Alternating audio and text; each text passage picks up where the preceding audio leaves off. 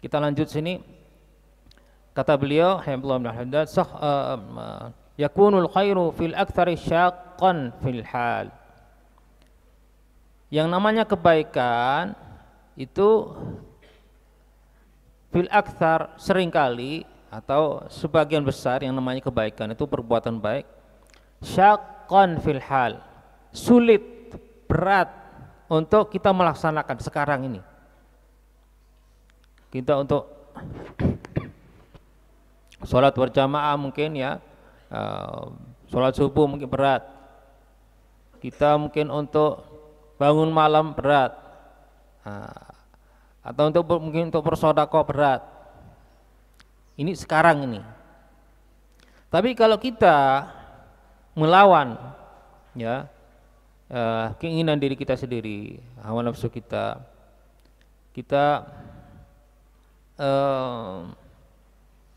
istiqomah ya di dalam mengamalkan perbuatan yang menurut kita berat ini tadi itu, jaga sholat 5 waktu berjamaah, bangun malam dan seterusnya, ini contoh ya. Maka hulwan fil ma'al, nanti kelak di masa depan bagi kita termasuk sesuatu yang enak, yang bisa kita mencicipi atau menikmatinya. Awalnya pahit, sulit, berat, beban bagi kita. Tapi dengan jalannya waktu, akhirnya kita terbiasa, kita bisa menikmatinya. Itu. Lalu digambarkan oleh beliau Haddad dengan gambaran yang sangat mudah sekali. Wa mithlu fa'ilihi, contohnya atau gambaran dari orang yang baru berbuat amal soleh yang berat ini tadi itu bagi dirinya. Mathalul ladzi yas'adu fil aqabatil ka'ud. Contohnya seperti orang ya yang naik bukit yang tinggi atau yang tajam. Sulit dia naik ke atas itu. Butuh waktu, butuh kesabaran, ya, butuh tenaga. Naiknya itu sulit. La yajidur rahah, dia tidak tidak bisa istirahat ya di perjalanan ini selama belum nyampe ke puncaknya. Hatta yantahiya ila a'laha, sampai ke puncak. Kalau sudah sampai ke puncaknya, dia bisa menikmati pemandangan view yang dia bisa melihat dari atas itu. Nah, sebelumnya dia berjuang dulu. Nanti sudah sampai ke atas baru dia bisa menikmati. Nah, dia bisa menikmati itu pemandangan yang begitu indah, hawa yang segar, ya, di atas puncak itu. Lalu sebalikannya masalah perbuatan buruk, asyar, ya, kejahatan atau perbuatan buruk atau maksiat ya. Wasyarru yakunu fil aktsari hulwan fil hal. Ya, yang namanya syarr, perbuatan buruk atau dosa maksiat itu seringkali saat ini dia merasa enak, dia merasa nikmat, ya, dia merasa senang dengan perbuatan maksiat ini.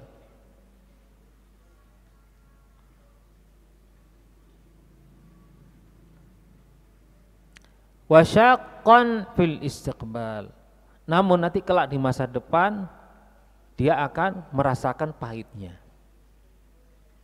Dia akan merasakan pahitnya. Orang mencuri, menipu banyak orang, dia sekarang merasa ya bebas. Nanti kelak akan datang satu waktu, nah, entah dia ketangkap atau Allah SWT memberi musibah, memberi bala, ya, yang mana di situ dia akan sadar, oh ini semuanya hasil pula olah perbuatan saya selama bertahun-tahun, baru sekarang saya kena imbasnya. Ya. Ini kalau di dunia, belum nanti yang di akhirat. Jadi itu sebalikannya. Awalnya ya dianggap manis, enak, ya. Tapi nanti akibatnya ya, pahit. Wa mathalu fa'ilihi, dan contohnya orang yang berbuat demikian ini seperti apa kata Habib Haddad? Gambarannya mithlul ladzi yas'adu fil mithlul ladzi yaqa'u min dzarwati jabalin aw bait, seperti orang yang jatuh atau melempar diri dari atas gunung, dari puncak gunung, atau dari atas rumah, ya, di atas gedung tinggi, lemparkan. La yajidul alam, nah, dia tidak akan merasakan sakit.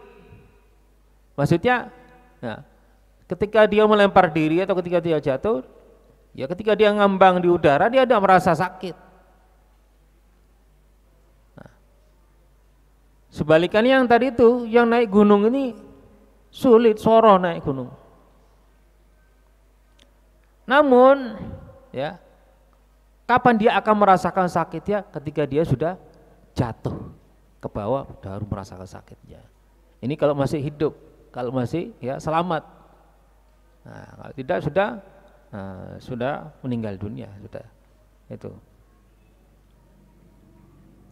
Bahkan yang naik tadi itu ya, dengan susah payahnya butuh waktu yang lama, ya, butuh waktu yang lama, tapi dia akhirnya bisa menikmati. Sebalikannya, ini justru malah lebih cepat, hitungan berapa detik sudah sampai ke bawah, tapi akibatnya buruk. Itu tadi. Nah, ini gambaran, beliau memberi gambaran kepada dua hal, ya, orang yang berbuat amal soleh dan berbuat amal buruk.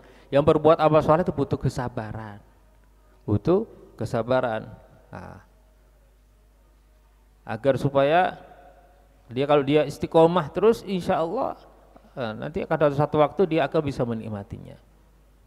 Sebalikannya, naudzubillah, yang berbuat dosa, berbuat maksiat, ya, dia sekarang merasa senang, merasa merasa puas, tapi nanti akibatnya buruk, gitu. Dan dari sini pun juga kita bisa mengambil apa yang telah disampaikan oleh para ulama tentang perbedaan antara seorang yang seperti kita ini dengan orang-orang para aulia. Apa perbedaannya antara kita dengan mereka? Maksudnya di dalam hal-hal masalah ibadah.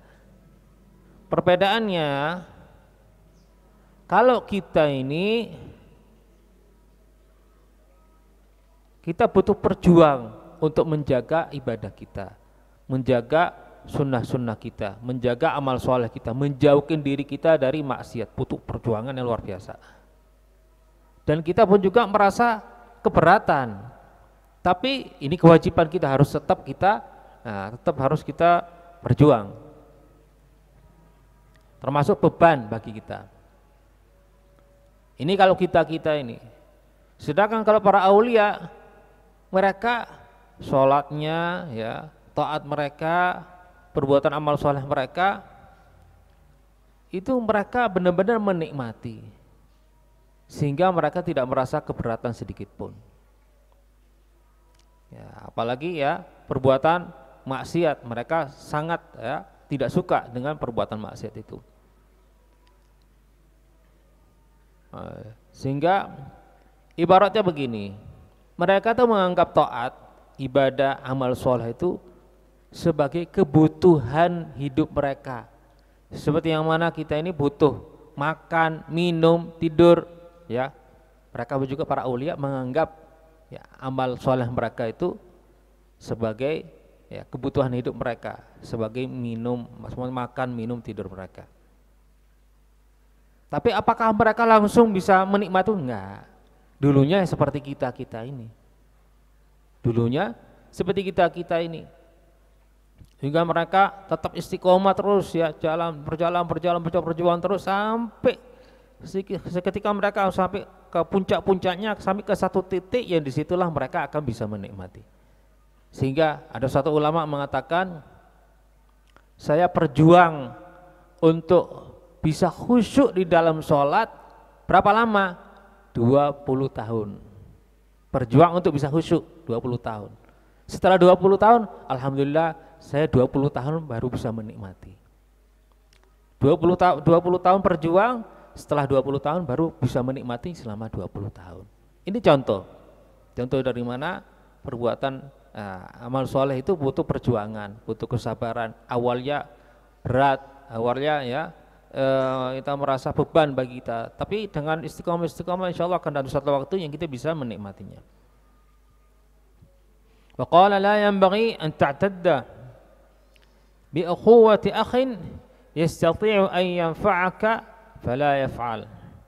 Nah, ini pembicaraan lagi, kata beliau, sehendaknya jangan menganggap persaudaraannya seorang saudara atau teman yang bisa memberi manfaat kepadamu tapi dia tidak memberi manfaat kepadamu.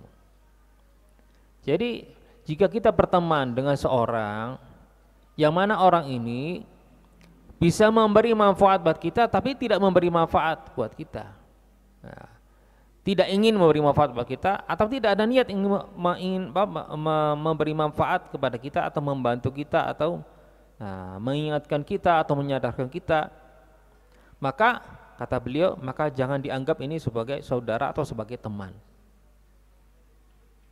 Berarti apa? Carilah teman yang bisa memberi manfaat ya, kepada Anda. Carilah teman yang bisa membantu Anda di dalam taat. Carilah teman yang bisa mengingatkan Anda dengan Allah Subhanahu wa taala, dengan Rasulullah SAW ya. Ya, itu teman yang semacam ini yang harus dicari. Ya, karena hubungan persaudaraan mereka, hubungan ukhuwah mereka ya, persahabatan dan persaudaraan mereka ini akan berlanjut sampai kiamat, sampai akhirat.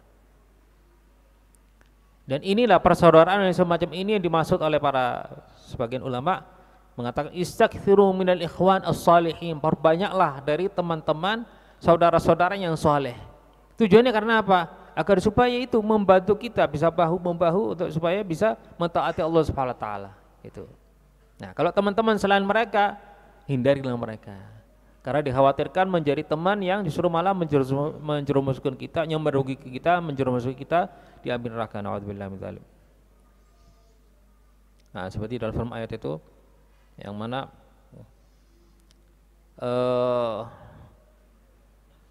ketika menceritakan seorang yang menyesal kelak hari kiamat, mengatakan ya laitani lam attakhidh fulanan khalila laqad adallani 'ani dzikri ba'da idh ja'ani. Rasa menyesal sekali ya, ketun, coba ya dulu waktu saya hidup di dunia tidak berteman dengan si fulan, tidak berteman dengan si fulan, karena sesungguhnya dia telah menyesatkan aku ketika hidayat datang padaku, malah justru dia yang menjauhkan saya dari aku. Nah, yang mana ini sebab nuzulnya, Al-Fakir nggak ingat namanya siapa, salah satu orang dari Quraisy ya, yang dulunya hampir mau masuk Islam dari kufar Quraisy, tapi karena temannya mengatakan ya, temannya ini yang membisiki, yang merubah pemikirannya, akhirnya kembali nggak mau masuk Islam. Nah, lupa siapa, Uqbah bin Abi Mu'ayth itu siapa lupa, bukan siapa lupa namanya, salah satu dari kaum Quraisy, pembesar Quraisy, yang mana akhirnya nanti kelak hari kiamat menyesal karena pertemanan atau mendengarkan sarana atau usulan atau nasihat dari teman yang tidak baik tadi itu, yang justru malah menjauhkan dari hidayah. Dan ini ayat umum ya, walaupun khusus bagi seorang Quraisy ini, kufar Quraisy, tapi juga umum bagi siapapun yang bertemanan dengan teman yang tidak baik, yang naudzubillah bisa menjerumuskan di dalam ya api neraka, yang bisa membuat dia rugi dunia akhirat. Wa qala idza aradta an tastafiya insanan li nafsika fala ba'sa an tamtahinahu bima la yasihhu al-istifa bidunihi. Idza aradta an tastafiya insanan li nafsika, jika Anda ingin memilih, apa artinya mustafa, istafa yastafi, memilih ya, memilih ya, al-mustafa maksudnya yang terpilih. jika Anda ingin memilih seorang ya untuk dirimu, maksudnya menjadi temanmu ya. Maka fala ba'sa an tamtahinahu bima la yasihul istifa' buduni. Maka tidak ada salahnya jika kita menguji orang yang kita ingin berteman dengannya dengan sebuah ujian yang dari situ kita bisa menilai kira-kira pantas enggak saya bersahabatan dengan orang ini. Itu enggak ada salahnya.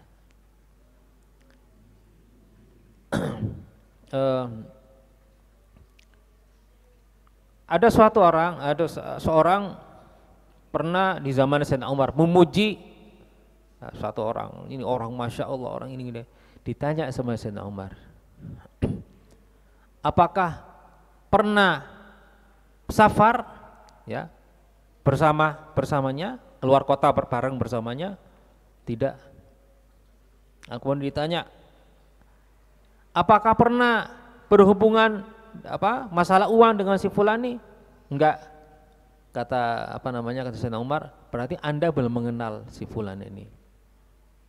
Karena apa? Terkadang orang bisa berpura-pura, tapi di dalam dua hal ini pasti kelihatan ya tabiat atau watak aslinya, karakternya. Kapan? Waktu perjalanan keluar kota. Ini orang egois enggak? Orang peduli sama teman-temannya, perhatikan teman-temannya atau enggak? Sendiri. Kira-kira gimana?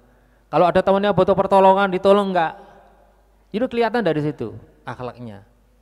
Ya kalau tertekan di dalam perjalanan, emosi enggak? Mengucapkan kata-kata yang ya, tidak pantas atau enggak? Itu terkadang bisa dalamnya teruji, bisa terlihat karakter aslinya seorang dalam perjalanan. Apalagi kalau perjalanan berhari-hari, seminggu ya atau bahkan lebih, situ malah bisa terlihat ya karakter orang yang sebenarnya. Ini hal pertama. Maka kata Sayyidina Umar, Anda belum pernah keluar sama dia keluar kota, maka Anda belum tahu bagaimana dia. Yang kedua masalah uang. Karena apalagi di zaman kita sekarang, ini zaman Sayyidina Umar, terkadang orang itu baik, tapi kalau sudah masalah uang ini terkadang ya berubah. Ya, kadang sering kita dengar malah cerita orang Masya Allah punya majelis atau bagaimana, tapi kalau sudah masalah uang, loh mosok si Ustadz pula atau si dai pula atau ya ternyata masalah uang beda. Ya. Di majelis beda, tapi kalau sudah masalah transaksi atau masalah uang, masalah dunia itu berubah. Nah, maka kata Sayyidina Umar tadi itu, selama Anda belum menguji seorang di dalam masalah perjalanan keluar kota, dalam masalah uang, dinar wa dirham, maka jangan Anda mengenal sebenarnya si fulan ini. Nah. Bahkan as-safar, kenapa namakan safar? As-safar summiya safaru safaran, kata para ulama, li'annahu yusfiru an akhlaq rijal, karena dia bisa memperlihatkan akhlaknya, karakternya seorang ya, khususnya seorang laki-laki itu rijal, karena zaman dahulu yang biasa banyak safar seorang laki.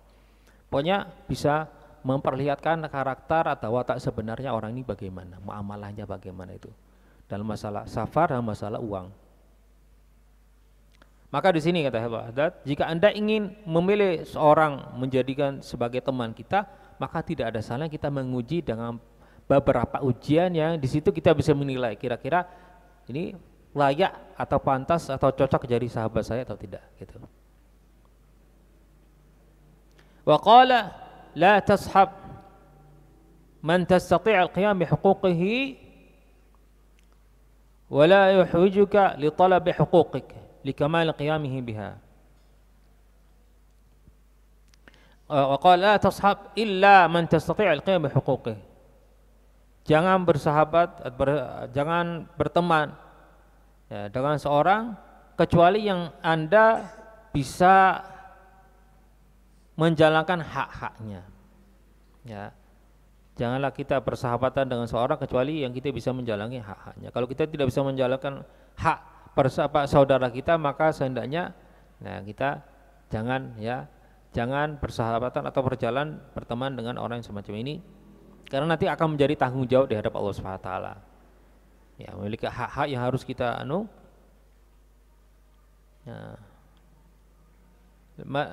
illa man tasal qiyam bi huquqihi.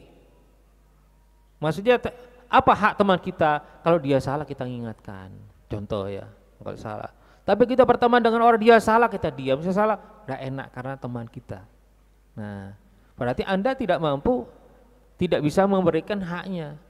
Haknya apa? Harus kita mengingatkan, meluruskan ya. Kalau dia salah, ini hak ya sahabat kita tadi. La tashab illa man yastati' qiyam huquqihi. Wa la hujuka li talabi huquqik.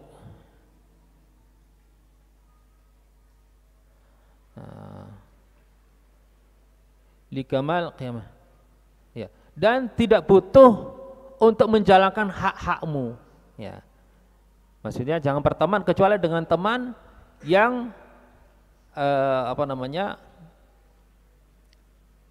la hujuka li talabi huquqik, yang tidak perlu apa ya? Maksudnya teman ini yang harus ya yang pantas menjadi teman kita, teman yang tidak melupakan hak-hak kita. Teman yang tidak melupakan hak-hak kita. Seperti yang mana kita harus kita siap untuk ya mengingatkan teman kita, menyadarkan teman kita pun juga harus juga siap untuk mengingatkan kita atau menyadarkan kita. Nah, oleh talib huquq. Tanpa kita meminta kepadanya untuk menasihati kita, dia sudah sudah siap. Kalau kita salah kita diingatkan, kita disadarkan. Li kamal qiyamihi biha, karena dia benar-benar menjaga ya dengan sesempurna mungkin hak-haknya ya kamu ini tadi sebagai sahabatnya. Intinya begini ya, itu tadi itu. Saling persahabatan ini saling menjaga hak ya sahabat yang saudara yang satunya, saling mengingatkan, ini gunanya persaudaraan ini.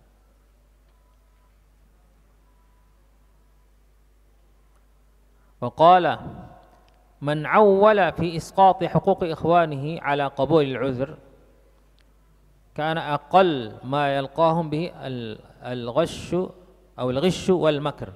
Al-ghish wal makr.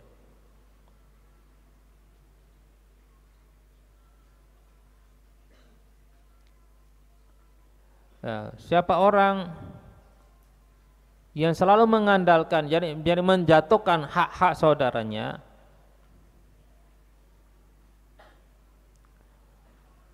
ala qabul al-'udhr, man awwala fi isqati huquqi ikhwanihi ala qabul al-'udhr. Ya, pokoknya intinya orang yang mudah menjatuhkan ya hak-hak ya sesama saudara ya, sesama saudara muslim, maka apa dampaknya ya? Dampaknya yang buruk minimal jangan menyalahkan mereka ya, maksudnya ya dampaknya karena hasil dari olah yang kita ini kurang tidak menjalankan hak mereka benar, jika sahabat atau teman kita ini bisa jadi menipu kita ya, nah bisa mencurangi kita atau menipu kita. Al-ghash itu mencurangi ya, al-makr menipu. Man awwala fi isqati huquqi ikhwanihi ala qabul al-'udhr kana aqall ma yalqam bihi al-ghish wal makr. Faqala akrim ikhwanaka ikraman tastati'u ad-dawama 'alayhi wa illa kana ma'al al-amr ila al-wahshati wal qati'ah. Nah, ini juga hal penting. Akrim ikhwanaka ikraman tastati'u ad-dawama 'alayhi. Muliakan ya.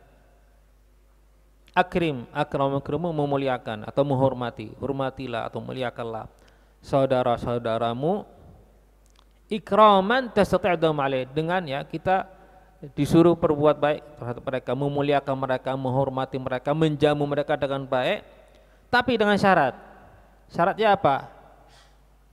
Syaratnya jangan terlalu berlebihan.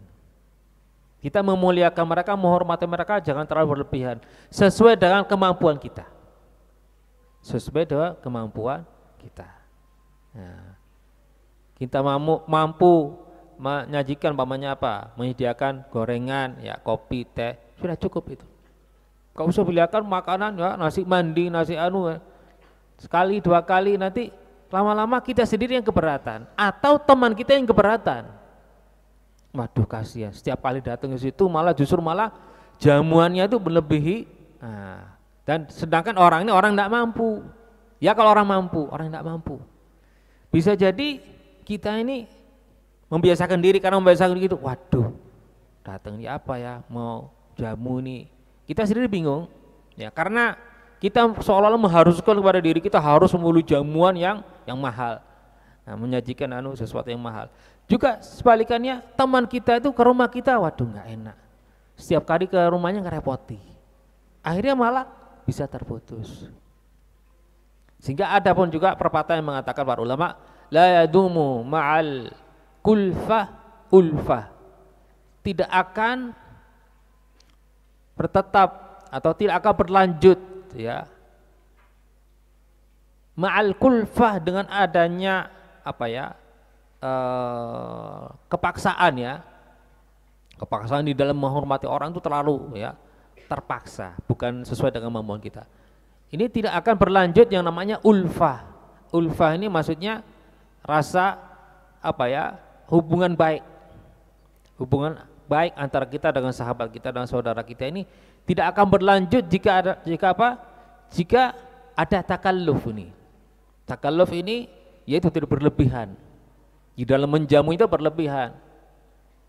Nah, kita nggak mampu untuk menjamu segitu, tapi kita memaksakan diri kita. Bukan hanya sekali, berulang kali begitu. Jadi merepotkan diri kita, dan juga tamu kita merasa merasa kalau mau datangi kita tuh menyusahkan atau mempersulitan kita. Sehingga bisa jadi persahabatan ini terputus karena itu.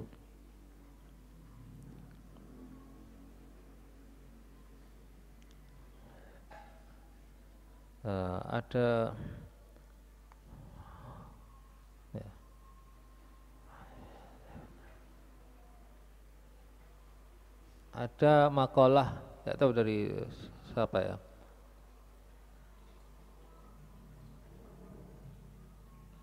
mengatakan ukhidha alaina al-uhud, kita telah, ya, berjanji sejak mulai zaman Nabi Daud. Ukhidha alaina al-uhud min ahdi Nabiillah Daud alla natakallafa bil ma'dum, ya, wa alla, apa lanjutannya, ukhidha alaina al-uhud min ahdi Nabiillah Daud alla natakallafa bil mafqud wa alla nabkhala bil mawjud. Nah, ada seorang ulama mengatakan kami telah, ya, berjanji sejak mulai, atau ada perjanjian sejak mulai zaman Nabi Daud itu, Allah natakallafa bil mafqud, nggak boleh kita mencari hal yang tidak ada di rumah kita, tidak ada di kita. Maksudnya zaman dahulu, ya, kalau tidak ada di rumah kita, tidak ada warung-warung zaman itu, tidak ada. Nah, berarti takalluf ini kalau di rumahnya tidak ada, lalu kemudian masih belanja dulu cari, ini termasuk takalluf, ya. Apalagi kalau dadakan. Kalau mungkin masih berapa waktu lama sebelumnya, berhari-hari atau mungkin belanja itu lain lagi. Tapi maksudnya saat ini datang tamu masih mau belanja dulu, ya, maksudnya yang ada di rumahnya. Kalau tidak ada ya sudah. Seperti yang mana terkadang ada seorang datang kepada Rasulullah SAW, tidak ada makanan, ya sudah. Memang nggak ada. Kalau ada dikeluarkan. Ada apa, kurma, ada apa, dikeluarkan. Nggak ada ya sudah. Wala nabkhala bil mawjud, dan jangan kita merasa pelit atas sesuatu yang ada di rumah kita. Ada kurma, keluarkan. Ada jajan, keluarkan jajan. Ada apa, ya?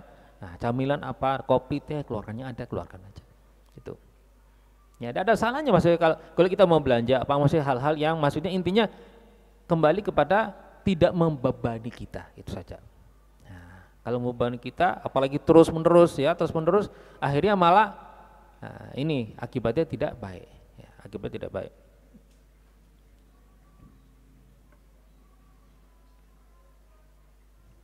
Wa illa, nah ini, akrim ikhwanaka ikraman tastati'ul dawam alaihi. Muliakanlah, hormatilah saudara-saudaramu dengan kemuliaan yang bisa kita istiqomah ya, bisa ya. Istiqomah ya, kita menghormat dengan kehormatan atau cara menghormati mereka yang kita bisa menjalankan ya. Bukan itu, karena bagaimana kita beristiqomah jika hal ini tidak membebani kita bisa istiqomah, tapi kalau membebani kita tidak bisa kita istiqomah, karena berat bagi kita. Wa illa, jika tidak, akibatnya kana ma'alul amr ilal wahsyati wal qati'ah. Jika tidak, kita selalu memaksakan diri, maka ujung-ujungnya apa? Akibatnya apa? Al wahsya wal qati'ah. Wahsya itu yang namanya perhubungan, bisa jadi permusuhan, atau maksudnya nggak baik lah ya, hubungan persahabatan kita nggak baik lagi sudah, wahsya itu ya, maksudnya ya renggang lah istilahnya, nggak lagi ya. Wahsya wal qati'ah, qati'ah bisa jadi terputus karena itu tadi. Maka kita wajib kita menghormati ya tamu kita, apalagi teman-teman kita, saudara kita, tapi ingat jangan berlebihan. Nah, kalau mungkin sekali oke lah, tapi kalau sering kali berlebihan, akhirnya teman kita ini ya justru malah merasa keberatan ya. Contoh, ada orang itu kalau datang ke rumahnya harus makan satu piring, sudah kenyang harus makan satu piring. Kehormatan semacam ini justru malah membuat tamu ini malas datang ke rumahnya. Masuk ke rumahnya ditahan, kalau sudah masuk rumah itu waduh, kalau sudah masuk rumahnya si fulan ini gak bisa pulang ya, sudah soalnya digandoli terus ya. Kalau tamu digandoli ya maksudnya dengan yang wajar lah, gak masalah. Jadi bahkan anak kesusu ada acara janjian, oh ya dakwah sudah ya, saya berharap kamu lebih lama, tapi gak masalah, tapi enggak kok tetap harus makan tetap. Nah ini kan mempersulit orang punya jadwal, dia janjian sama orang dan seterusnya ya. Bahkan ada yang memaksakan sampai harus wajib bermalam. Padahal mungkin orang ini mungkin punya dia sudah punya tertib ya, jadwal mau kemana semuanya, akhirnya kacau, gagal semua gara-gara ini, malah mempersulit. Ini bukan cara ikram, bukan cara memuliakan jika memaksakan orang, membebani orang. Itu tadi. Maka akibatnya apa? Orang sudah nggak mau datang lagi, nggak mau nyambung, sudah kalau ke sana kepingin ke sana, tapi kalau sana malah ya itu repot. Nah, waktu kita habis, atau umpamanya kita walhasil ya intinya kita merasa keberatan kalau kembali atau datang ke rumahnya si fulani tadi itu. Wa qala at-ta'wilu ala darbain, ahaduhuma yadullu ala al-kamal wa huwa ma yu'awwalu liyasil ila al-afham wa hadha an-naw'u kathirun fil kitab was-sunnah, wa ath-thani ma yu'awwal liyasihha kaunu haqqan aw ghayra batil wa hadha yadullu ala an-naqs. Beliau berbicara tentang bahasan lain lagi, berbeda dengan masalah tadi, kepersaudaraan masalah ini bab lain lagi. Takwil, mentakwilkan sesuatu ya, mengartikan sesuatu. Kata beliau ada mengartikan sesuatu itu, mengartikan perkara ada dua macam. Ahaduhuma yadullu alal kamal, ada pengertian yang menunjukkan al-kamal, kesempurnaan, maksudnya kesempurnaan wataknya atau akalnya orang yang ingin menafsirkan tadi itu, mengartikannya tadi itu.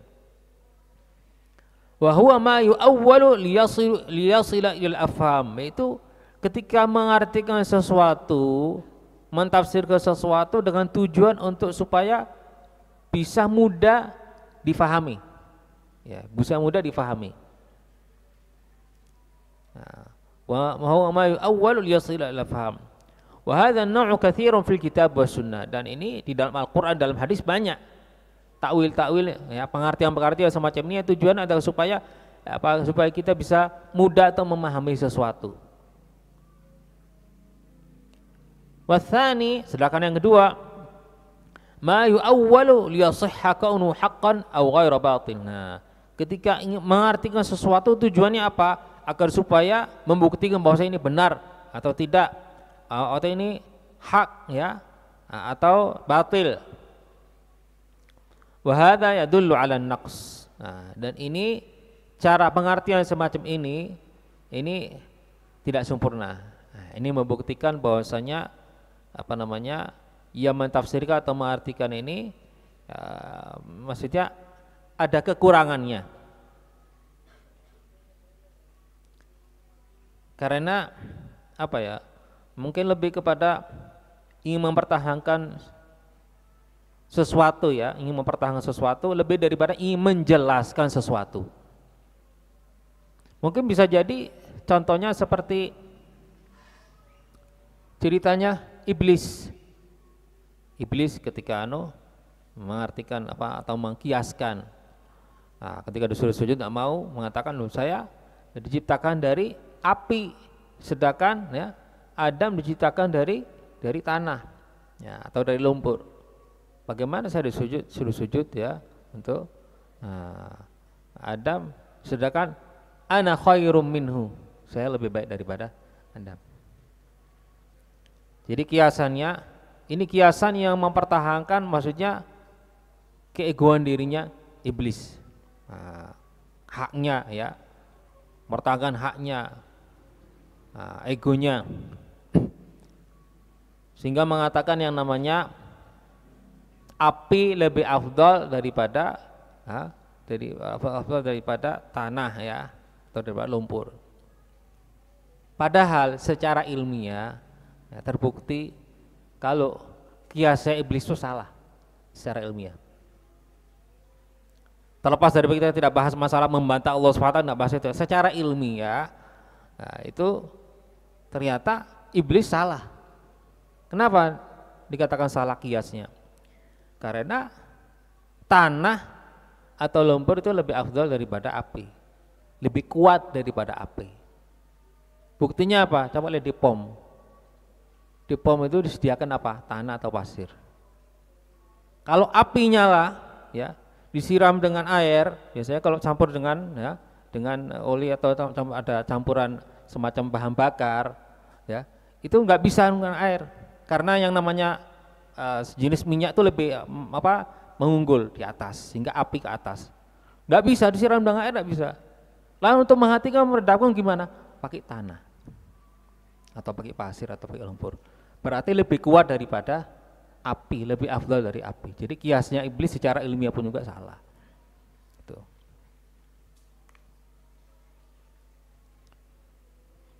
Fakullu syaikhin yahtaju fi sohbati ila ta'wil ala al-wajhi al-thani la yakmul iqtida'u bihi.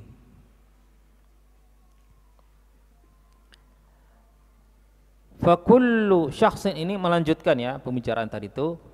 Dua macam pengertian, ada dua macam. Fakullu syakhsin yahtaju fi sohbati ila ta'wil ala al-wajhi al-thani la yakmul iqtida' bihi. Nah, maka setiap guru yang membutuhkan, kalau kita kita maksudnya belajar sama guru ini, membutuhkan pengertian yang sifatnya pengertian yang kedua ini tadi itu, maka la yakmul iqtida' bihi, maka perguruan kita dengan guru semacam ini hasilnya enggak maksimal, hasilnya tidak maksimal ya.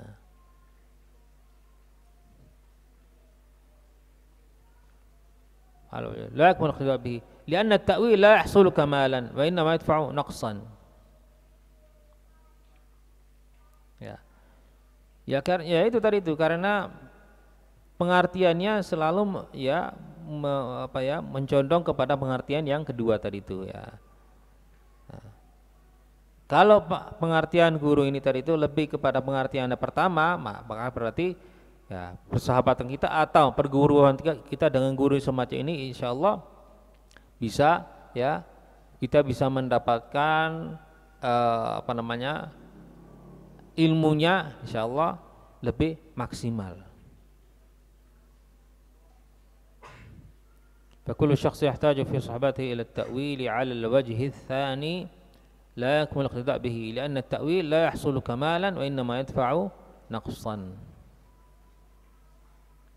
طيب, kita lanjutkan setelah itu. وقال من أفرط في حب شهوة من شهوات الدنيا المباحة وقع لا محالة في موجب النار أو العار. Nah.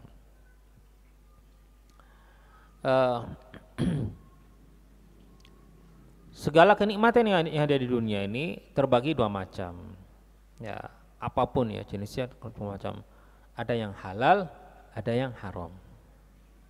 Kalau yang haram sudah jelas ya, hukumnya haram. Tapi kalau yang halal, ketahuilah bahwasanya halal ini pun juga ada batasnya. Halal ada batasnya. Kalau melebihi batasnya enggak baik. Makan makanan yang halal bagaimana? Enggak masalah. Tapi kok berlebihan enggak baik. Ya, tidak baik. Sehingga di sini dijelaskan, man afrata fi hubbi syahwati min syahwati dunya, siapa orang yang berlebihan mencintai atau menyukai suatu syahwat dari syahwat-syahwat dunia yang sifatnya mubah. Sifatnya mubah. Maka jika berlebihan ya, waqa'a la mahala fi mujibin nari awal al. Maka pasti jika dia berlebihan melampaui batas, pasti akan bisa menyebabkan suatu saat sesuatu yang halal ini justru malah menjerumuskan dia di neraka ya, atau awal ar. Al ar ini maksudnya apa ya? Al ar ini ya akan memalukan dirinya nanti di akhirat lah. Ya, maksudnya menyebabkan ya akibat yang buruk yang tidak baik nanti kelak di akhirat.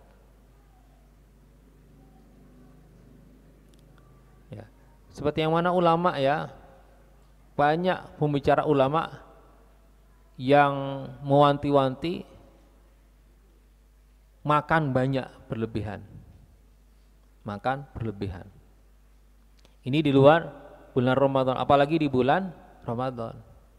Ya, Ramadan kalau buka puasa jangan qadha. Ya. Ini murid-murid ini sebelum masuk Ramadan sudah nimbang belum? Ya. Nimbang sebelum Ramadan berapa? Setelah Ramadan berapa? Ya. Ya. Kadang orang gini ya. Kadang orang ada yang tanya gimana caranya puasa?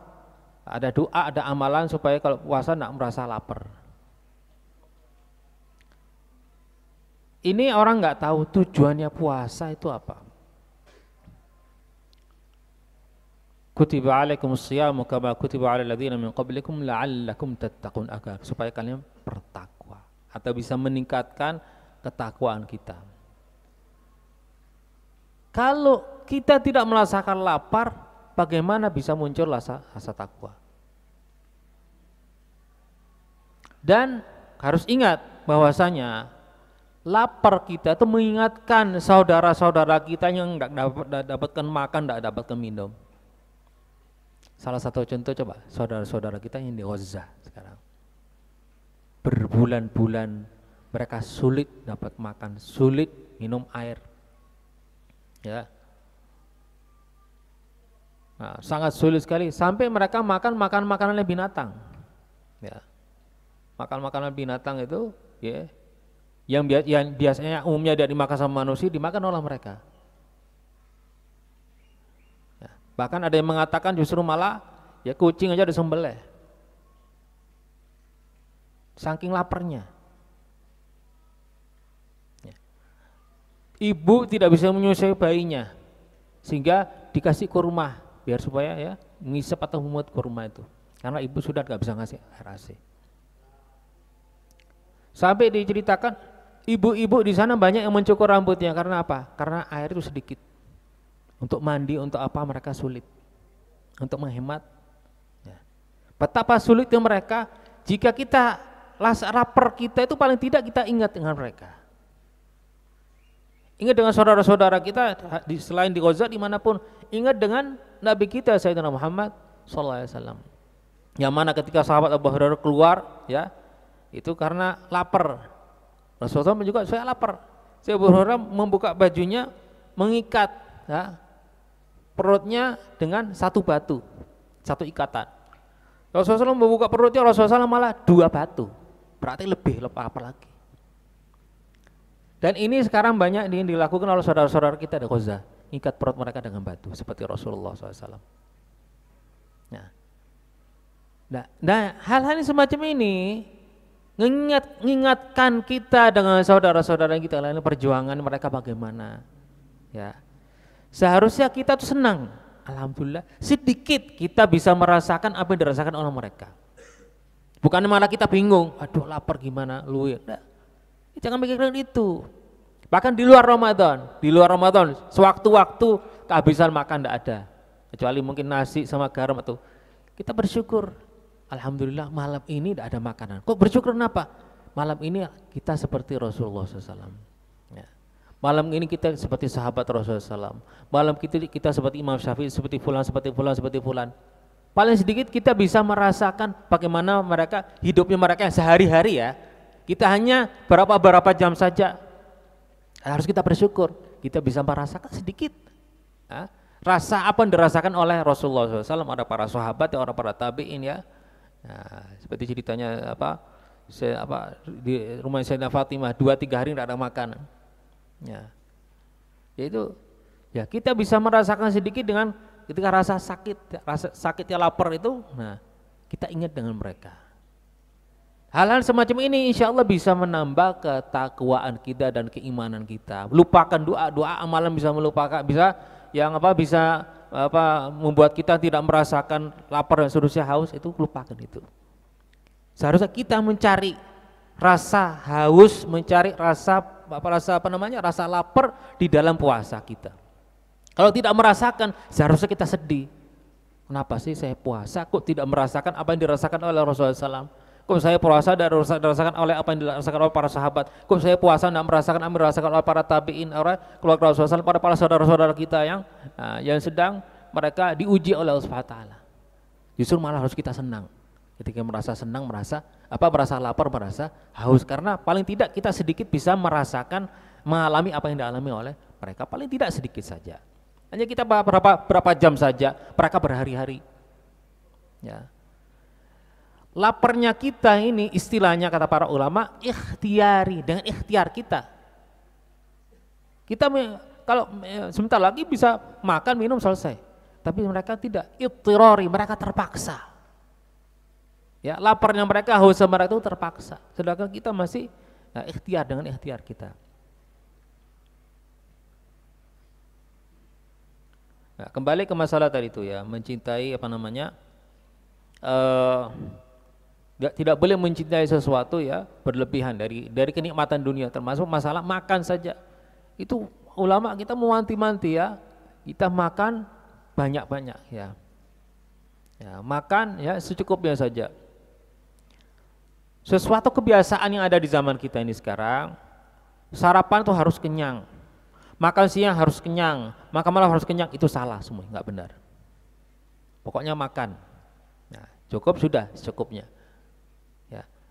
Apa kata Rasulullah SAW? Nahnu qaumun la na'kulu hatta najur' wa idza akalna la nashba'. Kami adalah kaum, sebuah kaum kata Rasulullah SAW, yang kami tidak makan kecuali kalau sudah lapar, dan kalau kita makan nggak sampai kenyang. Itu kebiasaan Rasulullah SAW. Nah, bukannya tidak boleh kenyang, boleh kenyang, tapi jangan, maksudnya kita menjadi kebiasaan sugesti kita, pokoknya kalau nggak kenyang berarti belum sarapan. Kalau udah kenyang berarti belum makan siang. Kalau belum sarapan, belum kenyang berarti belum makan malam dan seterusnya, belum buka, belum sahur dan seterusnya. Apalagi khususnya sahur. Sahur itu nggak usah banyak-banyak. Ada orang ya supaya biar tidak lapar itu sahur 1 piring, 2 piring supaya biar nanti tidak lapar. Orang ini tidak memahami hadis Rasulullah SAW. Apa kata Rasulullah SAW? Tasahharu fa inna fis sahuri barokah. Rasulullah SAW hanya mengajarkan sahur. Apa maksud sahur? Ya minum atau makan ya secukupnya, karena itu ada keberkahannya, barokah. 1 biji kurma barokah cukup. 1 gelas air ya, setengah gelas air barokah cukup.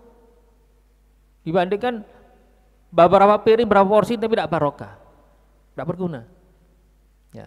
Berapa piring banyak tapi justru membuat kita malas untuk beribadah. Jadi bukan untuk banyak-banyak porsi, enggak. Yang penting itu tadi, itu supaya kita bisa kuat untuk ibadah itu. Barokah, sahur khususnya barokah itu. Enggak usah banyak-banyak sahur. Walhasil intinya jatah atau porsi makan kita di bulan Ramadan bisa dikurangkan ya, dibandingkan hari-hari ya yang biasanya, agar supaya benar-benar ya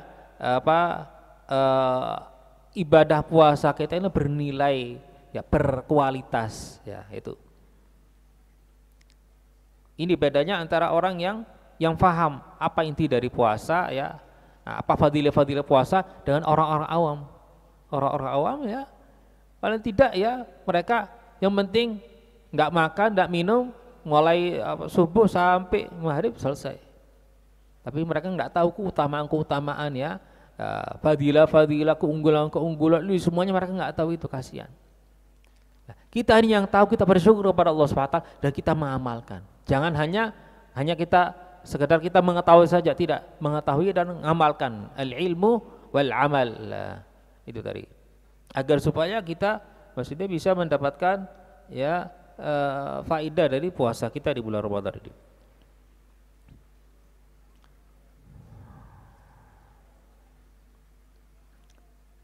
Ya, ini terakhir ini, wa qala takhasama al-'ajzu wal hirman ayyuhuma adarru ala sahibihi wa tarafa'a ila al-'aqli faqadha bainahuma anna al-'ajza aslun wal hirmana far'uhu. Ini termasuk nasihat dari beliau, hikmah dari beliau, tapi bentuk cerita. Kata beliau, takhasama al-'ajzu wal hirman. Ini dua perkara ini bertengkar. Al-'ajzu wal hirman. Apa arti al-'ajz? Ajz itu ketidakmampuan untuk melakukan sesuatu. Ya. Ajiz, orang ajiz itu tidak mampu, nggak berdaya, nggak mampu. Yang kedua al-hirman. Al-hirman maksudnya ya orang ini maksudnya jauh dari rahmat Allah SWT, jauh dari kebaikan. Orang di bulan Ramadan ya walaupun puasa tapi umpamanya nggak pernah sholat berjamaah, waktunya disia-siakan di malam hari ya, jagungan di malam hari ya, nongkrong, enggak baca Quran, enggak apa. Ini orang mahrum. Mahrum apa? Diharamkan, maksudnya orang ini dijauhkan dari kebaikan, dari keberkahan. Walaupun dia tidak berdosa, tapi rugi. Al-mahrum atau al-hirman ini orang yang dijauhkan dari rahmat Allah, keberkahan Allah SWT, dari kebaikan. Jadi orang yang rugi, tidak beruntung. Nah, dua ini al-'ajz wal hirman ayyuhuma, mereka bertengkar. Ya, bertengkar saling menjatuhkan satunya. Yang satu ini ya menjatuhkan temannya. Ya, satu sifat ini ingin menjatuhkan sifat yang satunya. Ayyuhuma adarru ala sahibi, mana yang lebih parah terhadap orang yang memiliki sifat semacam ini. Bertengkar, wa tarafa'a ilal aql, lalu kemudian mereka menyampaikan ya permasalahan mereka ke otak, ke akal, agar supaya akal bisa menyelesaikan permasalahan mereka, Lalu kemudian apa jawabannya akal? Faqadha bainahuma, akal menyelesaikan permasalahan ini dengan mengatakan al-'ajzu aslul hirman. Al-'ajz ini ya, ketidakmampuan, ketidakberdayaan, itu asal usulnya ya al-hirman ya. Orang jauh dari rahmat, jauh dari keberkahan, dari kebaikan, ya ujung-ujungnya asal usulnya karena dari al-ajiz. Maksudnya al-ajiz itu loh, orang mampu untuk memperbaiki diri tapi malas. Sholat sunnah malas. Sholat tarawih 20 sanu 8 ai. Baca satu juz, satu halaman ini. Mampu dia, mampu, tapi malas. Itu ajiz. Maka di sini dikatakan setelah mereka permasalahan mereka disampaikan kepada akal menyelesaikan permasalahan mereka dengan mengatakan yang lebih parah itu adalah al-ajiz, karena ini sebab asal usulnya al-hirman, adanya orang jauh dari kebaikan, dari keberkahan, dari rahmat Allah SWT, asal usulnya dari al-ajiz. Wal hirman far'uhu, sedangkan al-hirman ini ya bagian dari al-ajiz. Satu bait syair yang luar biasa yang diabadikan dalam sejarah dari kata-kata mutiara Imam Syafi'i. Apa kata Imam Syafi'i? Walam ara fi uyubin nasi aiban kanaqsil qadirin ala tamami. Ini istilahnya puncak dari maksudnya insafnya Imam Syafi'i atau ilmu Imam Syafi'i yang menjelaskan sedetil-detilnya masalah aib. Kata Imam Syafi'i, saya tidak melihat aib yang ada pada diri manusia lebih parah daripada aib sifat apa? Walam arab fi uyubin nasi aiban kanaqsil qadirin ala tamami. Lebih parah daripada orang yang mampu untuk merubah dirinya tapi tidak merubah dirinya. Ini aib yang paling parah. Orang mampu untuk dia giat untuk hadir majelis taklim tapi malas-malasan. Mampu untuk membuat dirinya menghafal Quran tapi malas-malas. Mampu untuk bersedekah tapi dia malas. Manusia itu mampu menjadi orang wali zamannya, mampu. Ini terlepas dari takdir Allah SWT. Tapi maksudnya juga berusaha. Masalahnya ketika orang tidak mau berusaha, itulah al-ajzu. Nah, ketika orang tidak mau berusaha, malas-malasan. Nah, maka ini al-ajzu wal hirman. Ajiz itu orang malas, orang seperti kata Imam Syafi'i, kanaqsil qadirin 'ala tamami. Orang yang mampu untuk menyempurnakan dirinya tapi tidak ingin menyempurnakan dirinya. Itu aib yang paling parah kata Imam Syafi'i. Walam arab fi uyubin nasi aiban, saya belum pernah melihat aib yang ada pada diri manusia lebih parah daripada kanaqsil qadirin 'ala tamami, lebih daripada aibnya orang yang mampu untuk menyempurnakan dirinya tapi dia tidak ingin, malas tidak mau menyempurnakan dirinya. Ini aib yang paling parah kata Imam Syafi'i itu. Allah Subhanahu wa taala